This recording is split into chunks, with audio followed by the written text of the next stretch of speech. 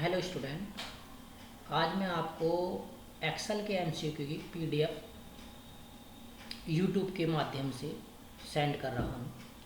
इस वीडियो को सभी स्टूडेंट को देखना है, ठीक है।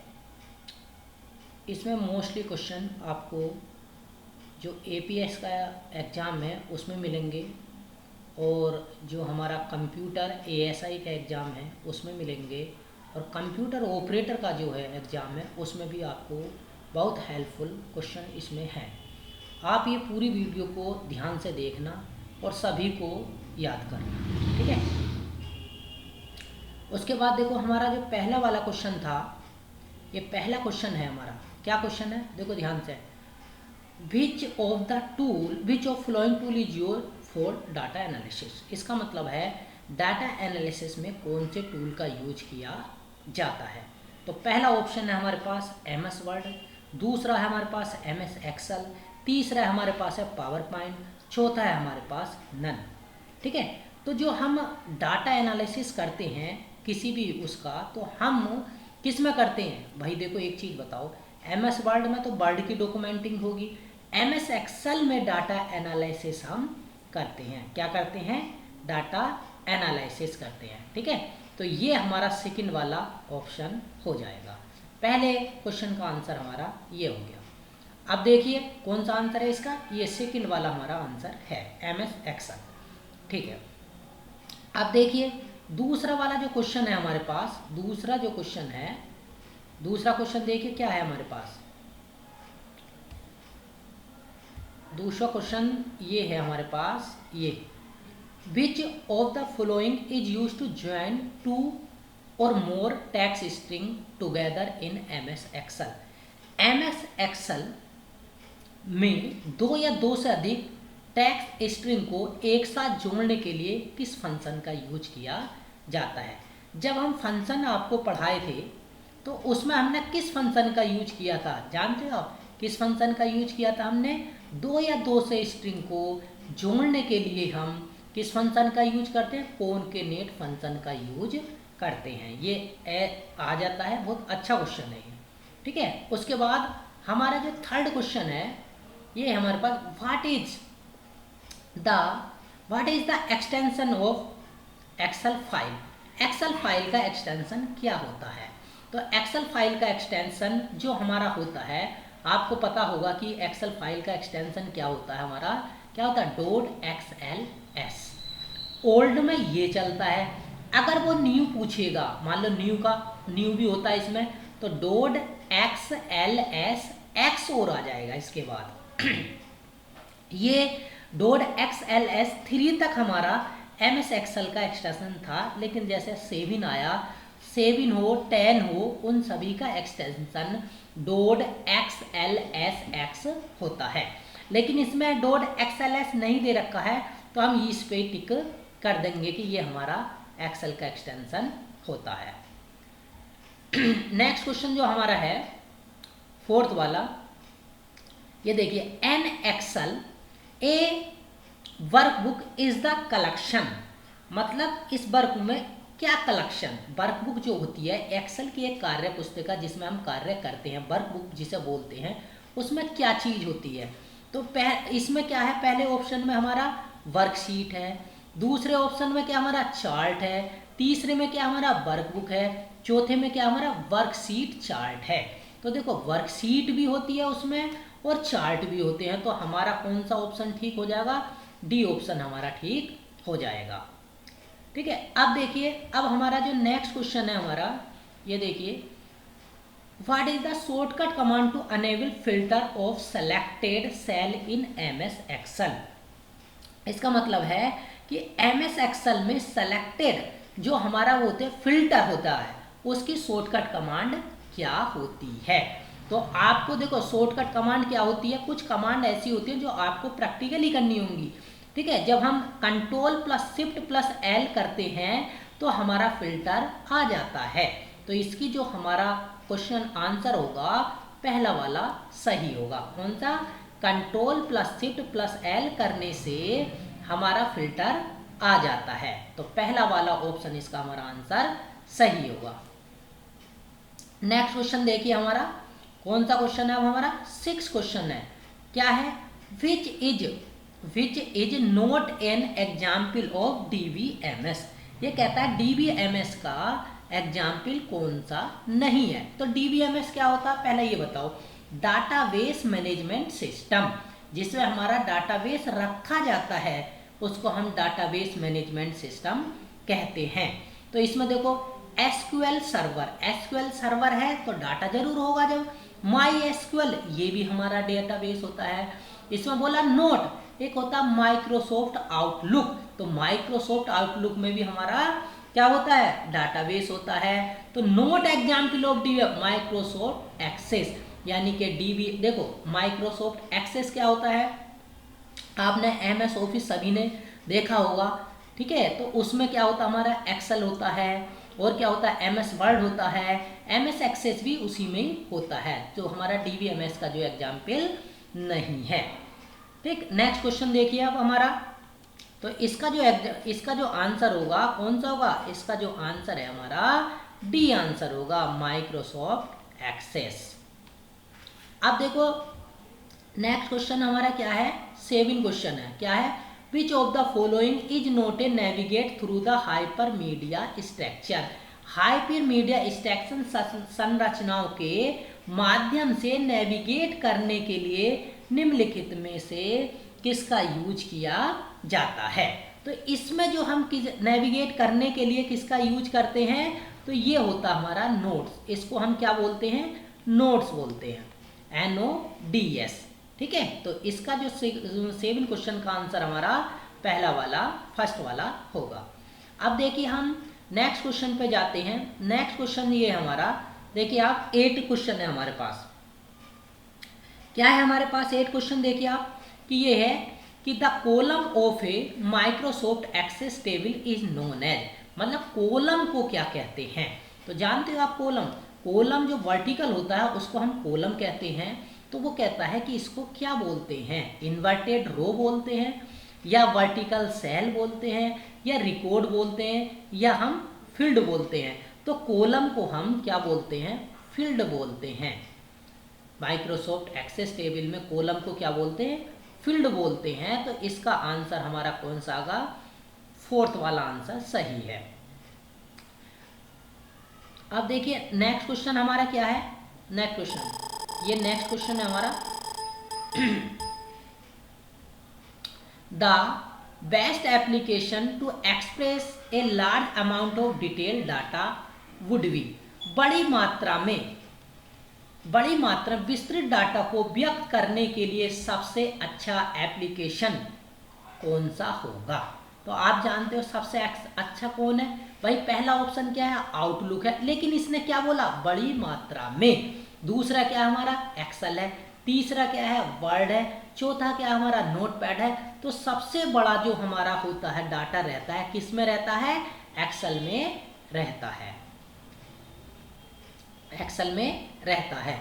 तो ये हमारा जो नेक्स्ट क्वेश्चन देखिए अब कौन सा क्वेश्चन आएगा, हमारा 10 क्वेश्चन आएगा। ठीक है, 10 क्वेश्चन देखिए अब कौन सा है हमारा 10 क्वेश्चन। काफ़ी क्वेश्चन आएंगे, आपको काफ़ी सारे मैंने तैयार किए हैं आपके लिए। ठीक है, अब हम चलते हैं 10 क्वेश्चन पे। तो देखिए 10 वाला क्वेश्चन जो है ये, विच component of MS office is mainly use for account. MS office का कौन सा घटक मुख्य रूप से लेखांकन उद्देश्य के लिए यूज किया जाता है। तो इसमें एक चीज़ का ध्यान रखना कि हम किसका यूज करेंगे, विच component MS office accounting purpose. तो अकाउंटिंग पर्पज अकाउंट में डिटेल भरी रहती है और वो किस में भरते हैं, हम MS एक्सेल में लेते हैं। तो इसका जो ऑप्शन होगा हमारा कौन सा होगा, सेकंड वाला ऑप्शन होगा कि अकाउंटिंग पर्पज के लिए हम MS एक्सेल का यूज करते हैं। किसका यूज करते हैं, MS एक्सेल का यूज करते हैं। नेक्स्ट क्वेश्चन देखिए हमारा, नेक्स्ट क्वेश्चन है हमारा 11 में क्या है हमारे पास, ये देखिए, विच of the following is not a archive format. कौन सा आर्चिव फॉर्मेट नहीं है, कौन सा आर्चिव फॉर्मेट नहीं है।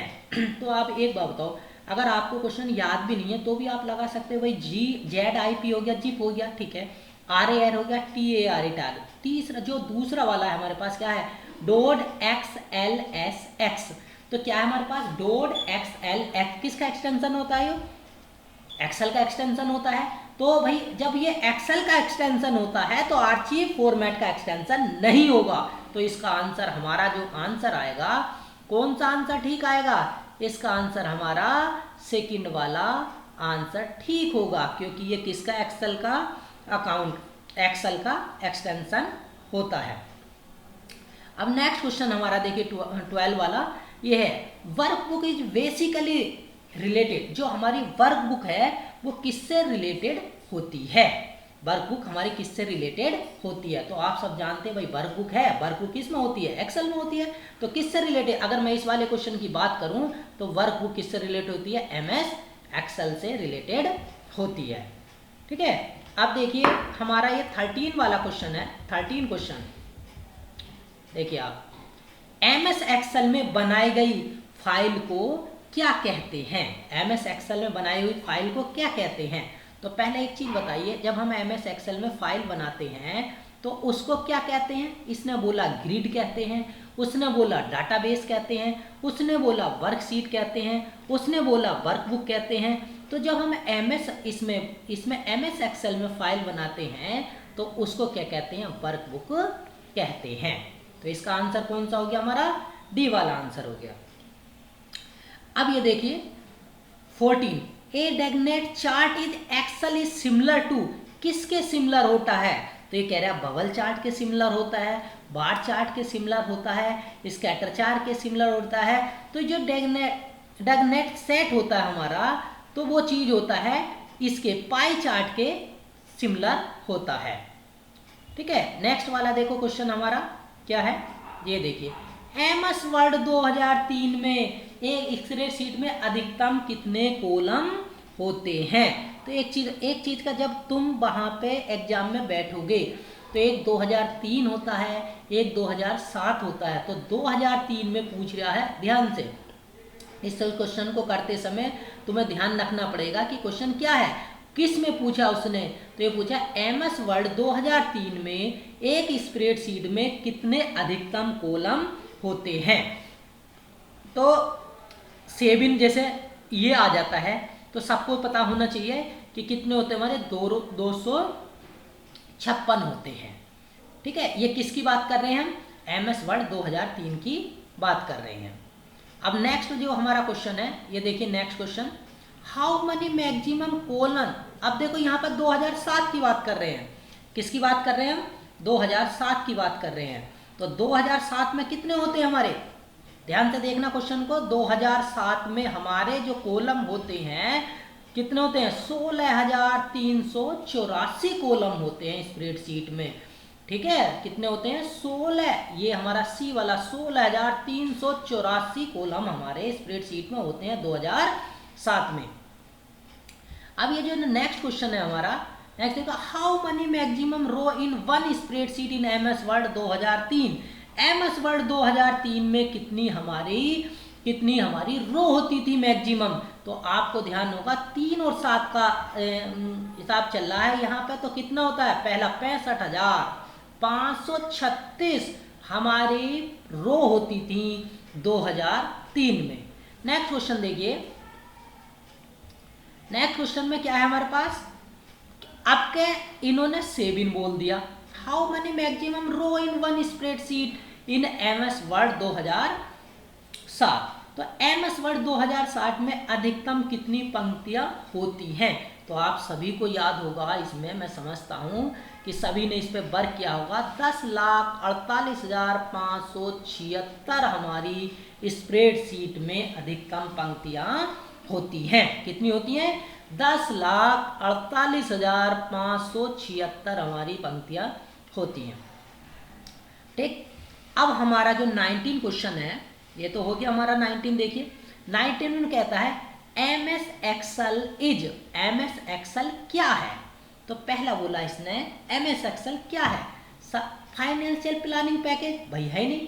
फाइनेंशियल का काम तुम थोड़ा बहुत कर सकते हो, लेकिन इसे फाइनेंशियल प्लानिंग पैकेज नहीं कह सकते। दूसरा क्या है, इलेक्ट्रॉनिक स्प्रेडशीट। तीसरा है graphic package.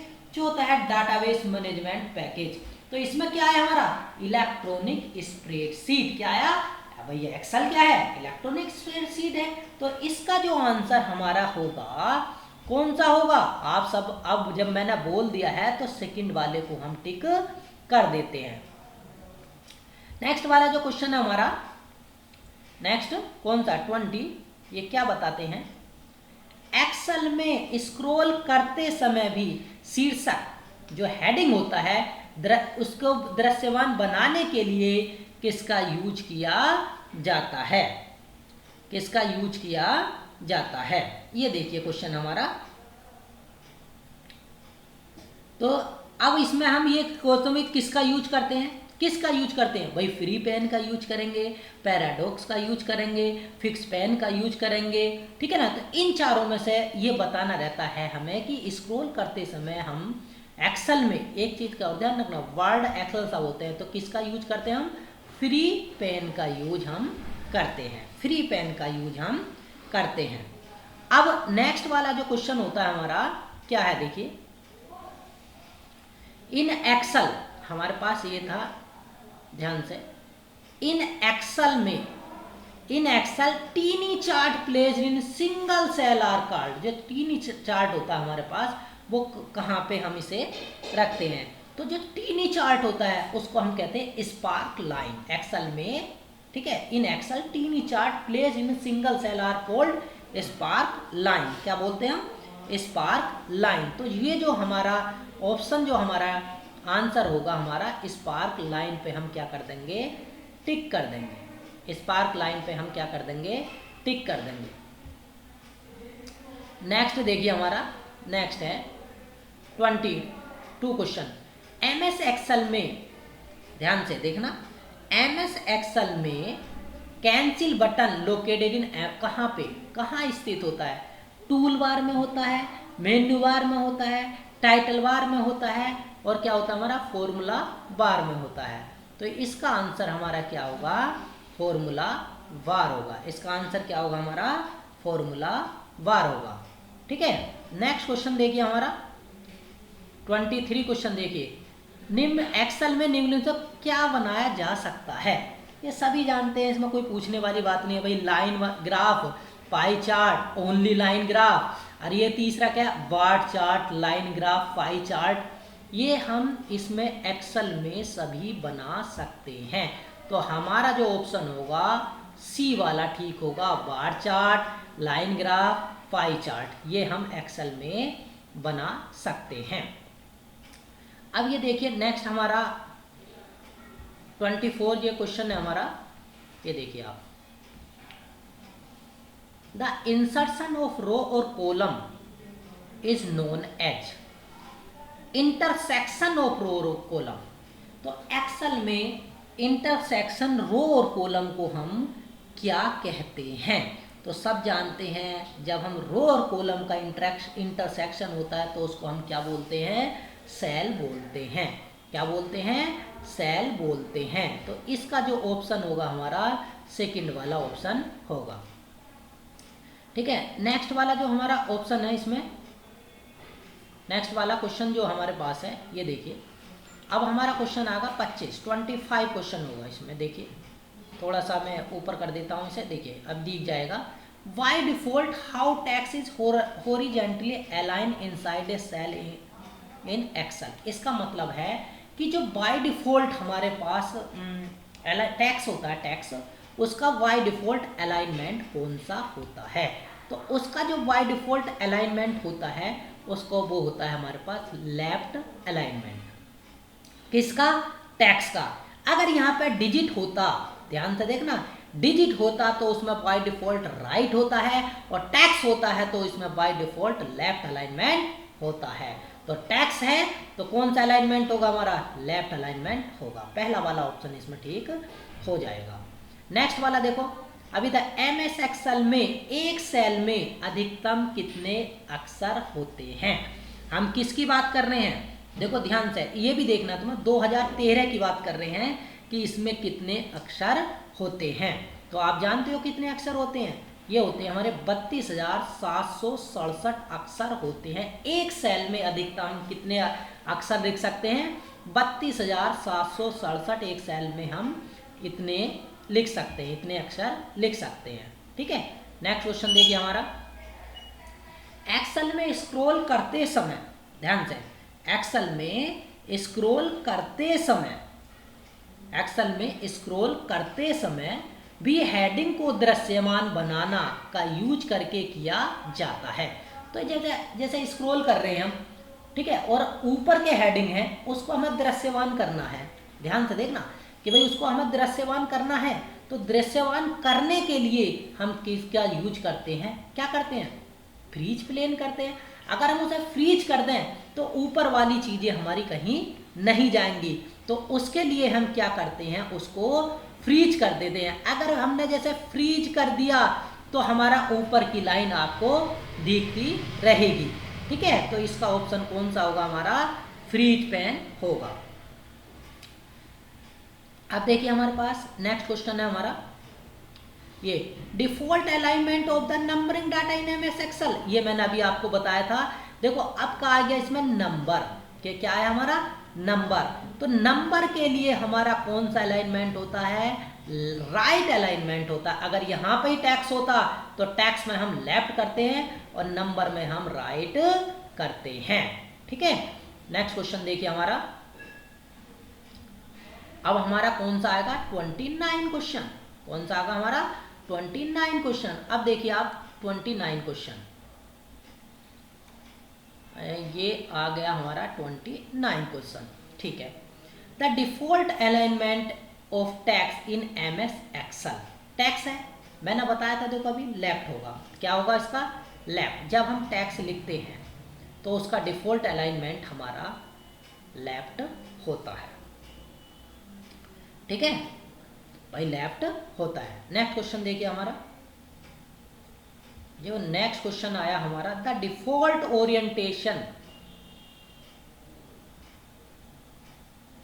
The default orientation is in MS Excel worksheet. MS Excel worksheet में डिफॉल्ट ओरिएंटेशन क्या होता है, जानते हो ओरिएंटेशन दो प्रकार के होते हैं, एक लैंडस्केप, एक पोर्ट्रेट। तो इसमें जो हमारा डिफॉल्ट होता है, इसमें हमारा कौन सा होता है, पोर्ट्रेट होता है। कौन सा होता है हमारा, पोर्ट्रेट होता है। बाय डिफॉल्ट कौन सा होता है, पोर्ट्रेट होता है एक्सेल में। अब हम जाते हैं नेक्स्ट क्वेश्चन पे, ये हमारा 30 क्वेश्चन है ये देखिए हमारा,